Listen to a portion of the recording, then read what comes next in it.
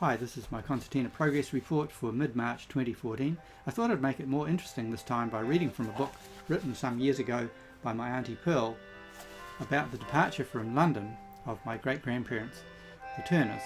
And they were leaving on a boat called the Zealandia in 1860, and these people, the Battens, had come on a shorter, smaller boat alongside the Zealandia, and they'd said their farewells on the boat, and then the smaller boat then went back. 2nd November 1860. My dear Mrs. Turner, when the time came to leave the Zealandia, I hope you did not think I was abrupt in quitting you, but the fact was, at the last minute, I required all my courage, for had I not rushed out of the cabin as I did, was afraid that my floodgates would have been opened, and this I certainly was desirous of avoiding, if possible, for I assure you that I never felt so queer in parting from anyone as I did yesterday on leaving you and your family, from whom I have experienced so much kindness. We all got into the boat safely, and then and only then did it seem that we had really left you to pursue your long voyage to the Antipodes, and sincerely did we wish that it might be a pleasant and prosperous one. We gave you 3 cheers at parting, and waved our handkerchiefs, which was responded to by your family, some of them from the deck, others from out of the cabin windows. By this time the Zealandia was already running from us fast. We watched you as long as we could make out anybody, and then we had to steer our own course.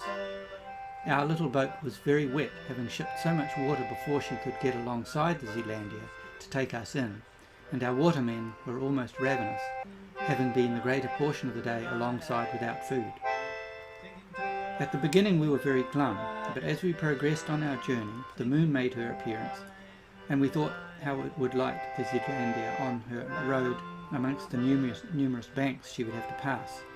At last we cheered up a bit, and succeeded in starting a song, just to keep us from being too melancholy, and we wondered whether any of your family would be doing the same as ourselves, or whether it was more probable that as the dinner was over, you would retire to your cabins. I cannot tell why, but it seemed to occur to us that while we remained on board the Zealandia, there was still a link which connected you with old England, but when we left it seemed to us that that link was severed.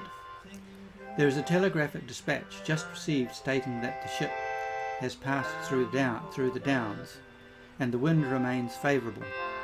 I sincerely hope you have not come yet to know what it is to suffer from seasickness, and that you will get accustomed to the motion of the vessel.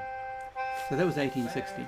Now, a lot of people had an even harder time heading for Botany Bay for minor crimes that they had committed in England. They were heading for Botany Bay in Australia. But the Australian song is so beautiful, I thought it would be a nice background for this. Well, I hope your own life and music's going well, and maybe I'll see you in 2 weeks' time. Bye.